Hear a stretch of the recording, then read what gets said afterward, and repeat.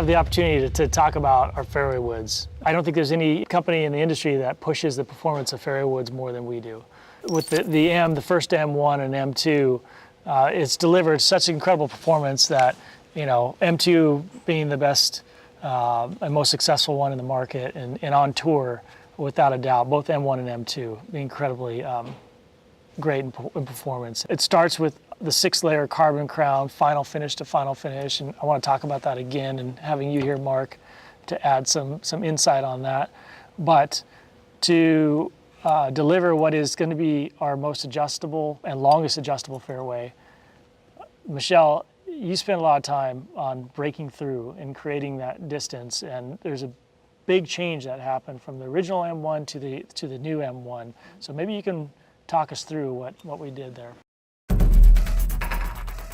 Adding the speed pocket helped us to unlock a lot of distance through reduced spin. When we added the speed pocket, obviously we want to take the weight track and move it back behind the FCT so we can still package it into the head elegantly. Moving it back forces us to shorten it. You don't want to have less weight distance in the head, so we optimized the shape of the track so that we could maximize the distance that we were able to move our new single weight back and forth across. So we're still able to get just as much CG movement with this head with the new weight track position. In the original M1 fairway wood, it had two sliding weights. Mm-hmm. And the reason why we had those two sliding weights was because you could split them up and give the golfer a forgiveness setting, which was nice. Not incredibly intuitive. In this, with the addition of that speed pocket, we're giving every golfer forgiveness inherent in that design. And so we felt like by giving them that forgiveness, we could go back to sort of one heavy 25-gram weight, in this case, just doing draw and fade and making it very easy for them to understand what that's used for, all the while getting the forgiveness from that speed pocket. And you said it, Michelle, you said 200 to 300 RPMs drop and spin. And then there's also a ball speed part of that. There's a ball speed part of it, yeah. With the speed pocket, on low hits, you reduce your ball speed loss. So for those of us who can't hit the center face every time, you're still going to get more distance from those low face shots. The other part we worked on quite a bit with you was the fact that track is now going to be in the center of the sole. We had initial concerns of like, how's that going to go through the ground? We reduced the ledge height on the back of the track and dropped the back of the head a little bit, right, so that when the club does swing through, you're minimizing that amount of interaction with the turf. Yeah, I think that was a key part to making, when we talk about performance and being the best performance, it's not just about the launch conditions, right? It is about how it goes through the ground. It is about how it sounds and feels, and it is what it looks like too, the way you feel about the product.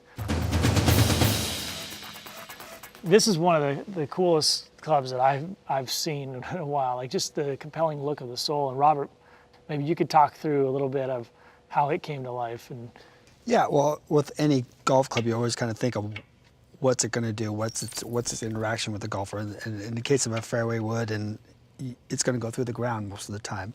So like Michelle alluded to, you definitely don't want to add geometry that's going to inhibit that in any way. So what we did is basically a lot of graphics on this. It's not a very high intensity 3D sole at all. It's, it's got the little weight port to the install port. It's dropped down and just a nice clean paint line to make it iconic and visual, at retail and on the golf course, so it's an M1, fairway. Right. I'd be remiss without talking about the crown again. This 6-layer carbon crown, which really frees up our mass to move our weight down and to have the discretionary mass to put that adjustability in there. Mark, we've been talking a lot about the cosmetics and the effects on performance, and I know you spent a ton of time on this technology and dialing it in. Can you maybe talk us through a little bit more about it? Back at headquarters in R&D, what we have is a machine in which we place the golf club and we image it using 2 cameras, left eye, right eye. And from that, we can actually quantify all of the visual cues you see on the top of the driver. And we can get it precise enough that we can measure angles to within 100th of a degree, location of graphics to within 100th of a millimeter.